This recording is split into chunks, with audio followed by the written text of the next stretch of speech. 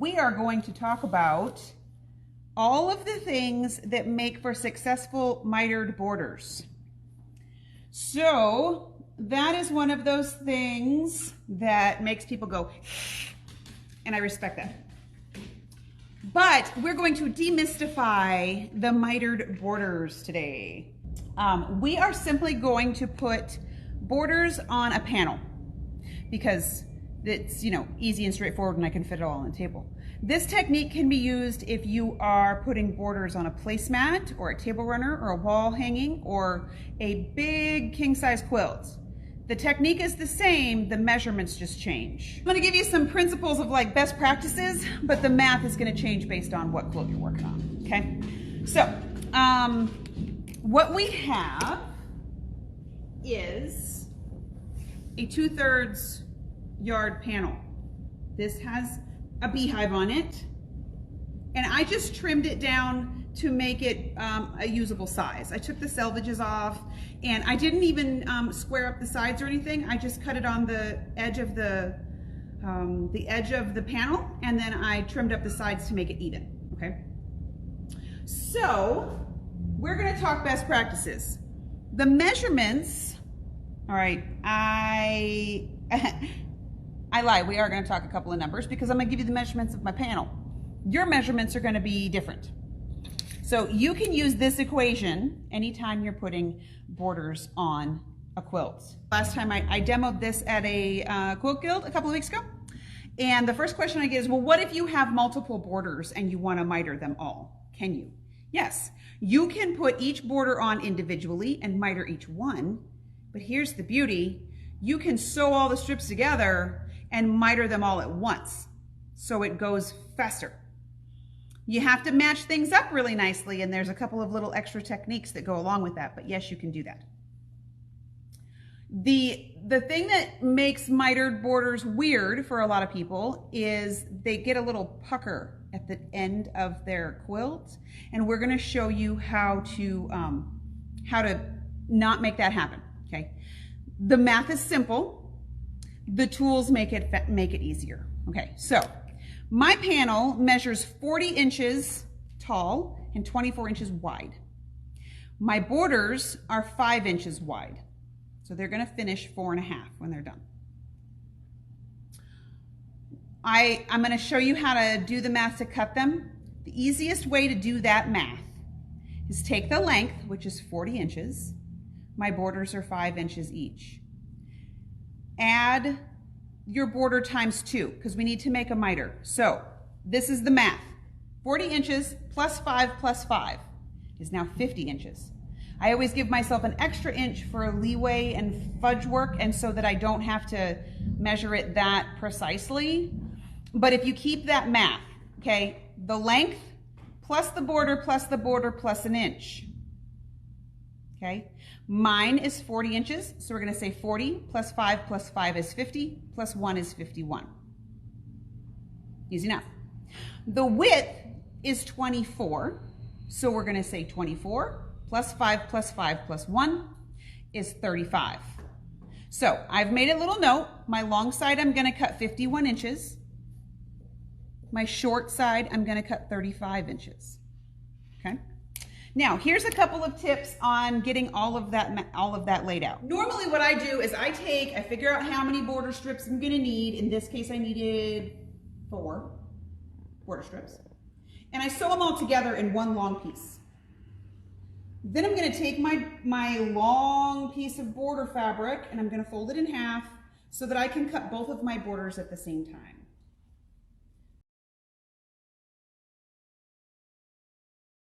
I know I'm going to cut my border strip 51 inches. So what I'm going to do is I'm going to take my 2 layers of fabric and I'm going to put a pin into the ironing board to hold them both still. Okay? Then I'm going to come down to the other end. I took a cutting mat. It doesn't have to be this big. This is just the smallest one I happen to have in my studio. And I put it on my ironing board because you can't really rotary cut on an ironing board. I mean, you can, but it's not a good plan. Take a measuring tape that's longer than what you need to cut. We're going to cut 51 inches. I'm going to take my measuring tape out And I'm gonna put my measuring tape at the end where the pins are. I'm gonna get to 51 inches. You can always put a piece of tape here if you want to, but usually if nothing's, nothing's really getting weird, you can just sort of set it there and it'll stick. Then I'm gonna stretch this out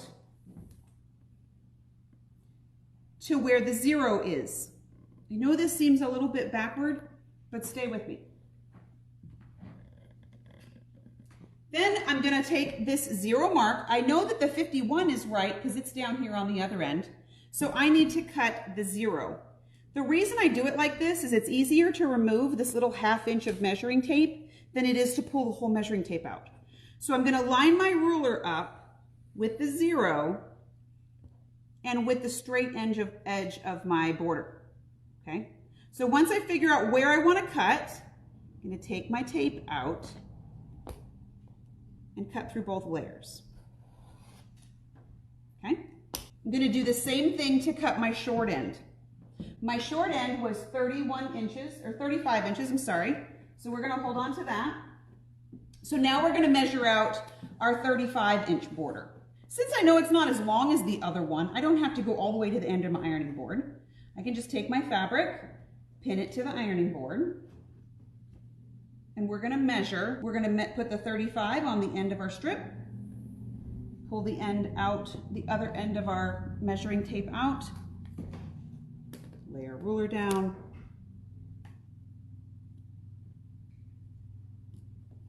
and cut our border strip. Now, while you have all of the fabric laying on the table, go ahead and find the middle of your fabric strip. I'm just gonna fold it in half and take a pin and put it in my fold. I'm gonna do that with both of my border strips.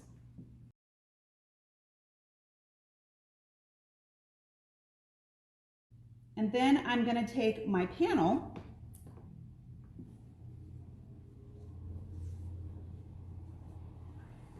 I'm gonna fold my long side first, find the middle of the panel.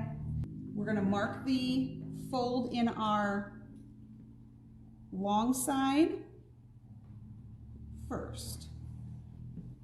Now, if you have a really big quilt, you're gonna wanna make sure that the weight of the quilt isn't pulling off the sides of the table. So find the middle of your quilt and then take that other side and kind of roll it up so that it's laying flat on your ironing board, and scoot everything over so that you can have from the middle of your pin to the end of your quilt on one side or the other, setting firmly on the ironing board. You don't want gravity to be stretching your quilt while you're pinning your borders on, okay? That's how you get wavy borders. We don't like a wavy borders, okay? So we've got the middle of our panel, we've got the middle of our border. I'm gonna match them right sides together. Then I'm gonna pin the center of my quilt.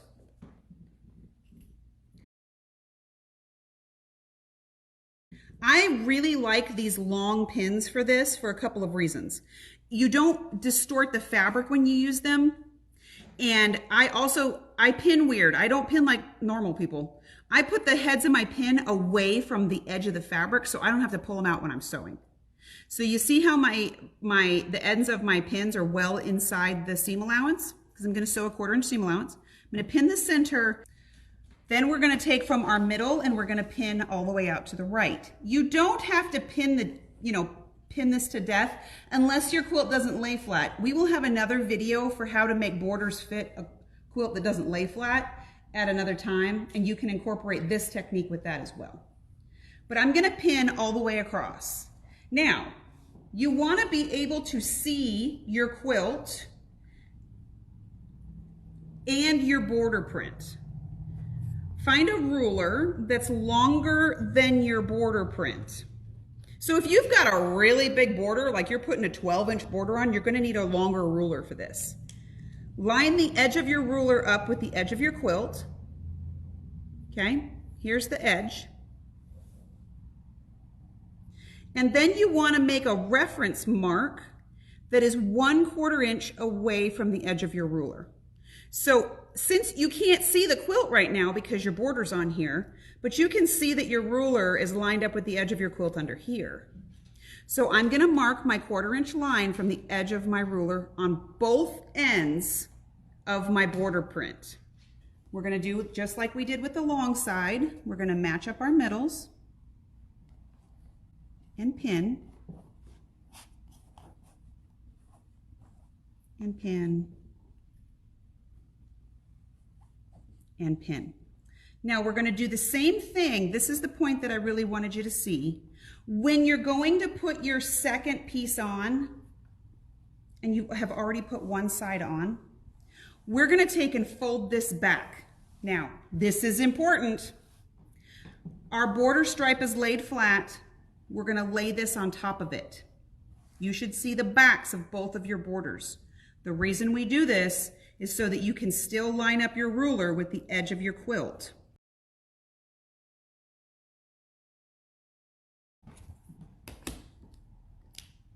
But then we're going to take this away. We're going to fold this back and lay this down. You don't want to be sewing through all 4 layers, but we want to have a point where we can see our beginning line. And then on this end, we're going to mark our ending line. We're going to line our ruler up with our quilt. I'm using a friction pen to mark this. We're going to mark a 1/4 inch. Now the reason for all this measuring and all this marking is going to be really evident when we fold this out the first time. Now, some tips when you're sewing. I'm using a 1/4 inch piecing foot because then I don't have to think about my seam allowance. So I want my needle to come down right on that line. See how that worked? It came right down on that line. Now, when I start to sew, I'm going to sew about 2 stitches, and then I'm going to back it up 2 stitches. Then I'm going to sew to the other end of my quilt, 1/4 inch seam allowance.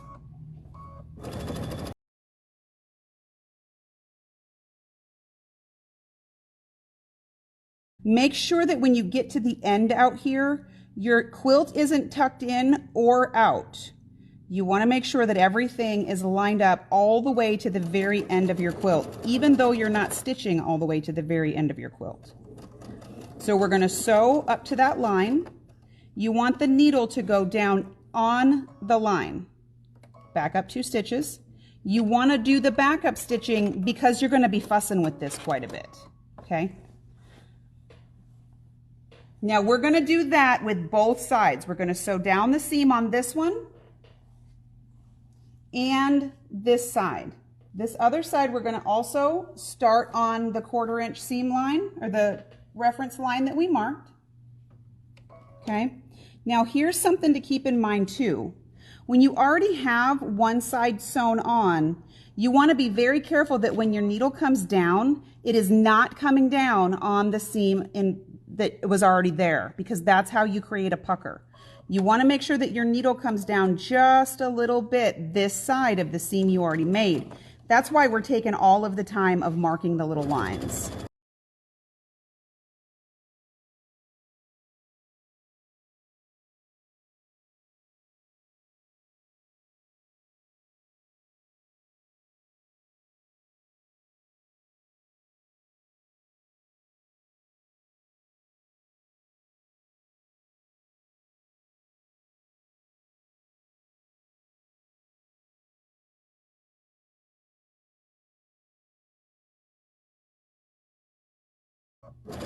So when we get to this other end where there's already fabric stitched, I want to get right up to that line. Do you see how that line is right on top of the previous border? See how it just lines up perfectly? That's exactly what you want to see. And you want to stop stitching right on that line. You do not want to stitch into this bit of fabric. And then you're going to back up just a little bit and take it out. Now, when you get all of that sewn, take all your pins out, you're going to press your borders toward the quilt. So I will sew both of them before I start pressing them. We're going to set the seam like we always do. Don't worry about if your reference points go away now when you iron it, because you don't need them anymore. They've done their job. We're going to press toward the border. on both sides. Then we're going to press this one, or this side.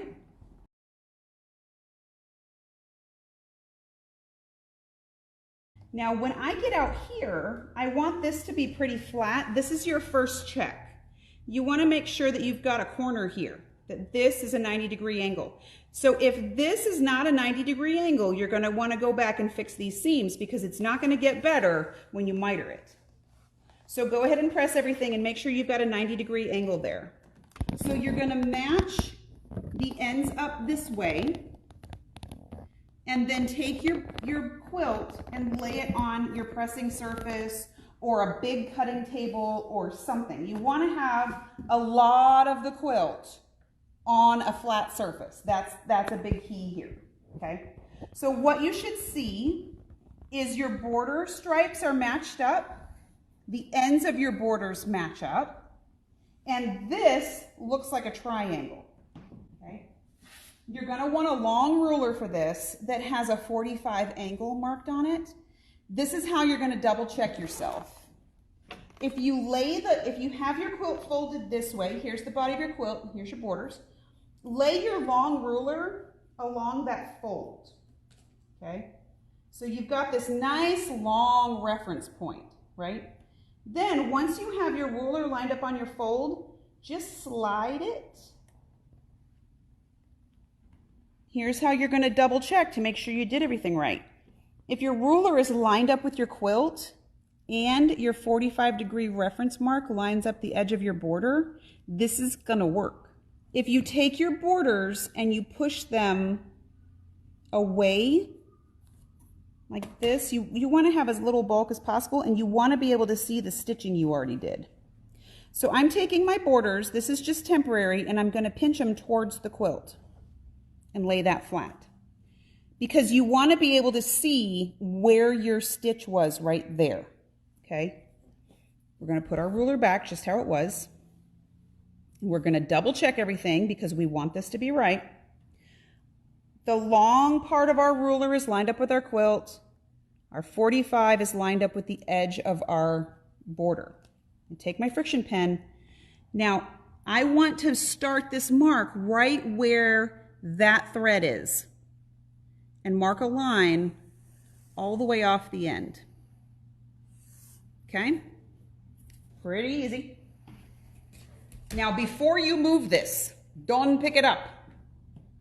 Take a couple of pins and pin under that line that you marked before you move anything. This gets a little bit awkward sometimes because I like to start sewing at the point where my stitching already was instead of at the other end. Yes, you can start at this end, but if the fabric moves in some weird way, you're going to end up with a pucker at the end. So when you put this under your foot, make sure everything lays nice and flat. I still leave my 1/4-inch foot on for this because I've got a crack down the middle of my piecing foot, so I can line that line up with it. When I drop my needle, I want my needle to be just barely this side of where that last stitching was. I'm going to stitch forward a couple of stitches and back a couple of stitches, and then sew off the end.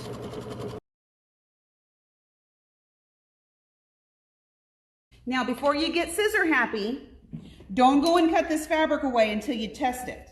Okay, so here's the moment of truth on live TV. We're going to open it up and lay it flat. And it should lay just like that. You should have a 90-degree angle right here. Now, it's still a little full because you got a lot of fabric in there. So once you're happy with how this is looking, if you were to stitch over one of those seams, you'd end up with a little pucker. It would look a little like that. Okay, if that's the way it is, you need to go back and unstitch a little bit and then stitch it back down. I'm going to take a pair of scissors, and we're just going to cut this away. I like to leave my seam allowance just a little bit wider than 1/4 inch because I'm going to press this open to make sure everything lays nice. This is one of the few times in quilting that I press things open. So we're going to lay this nice and flat. I'm going to get my iron in here, press this open, And now this is the part where you really make things look really pretty. Press this open, and then remember how we press toward the border? This is why. Then we're gonna go back and the quilt is gonna lay flat and we're gonna repress that toward the border. Everything lays nice and flat. There's no more bump there.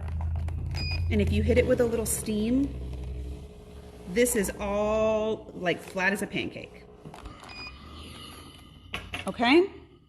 That is how you want a mitered border to look.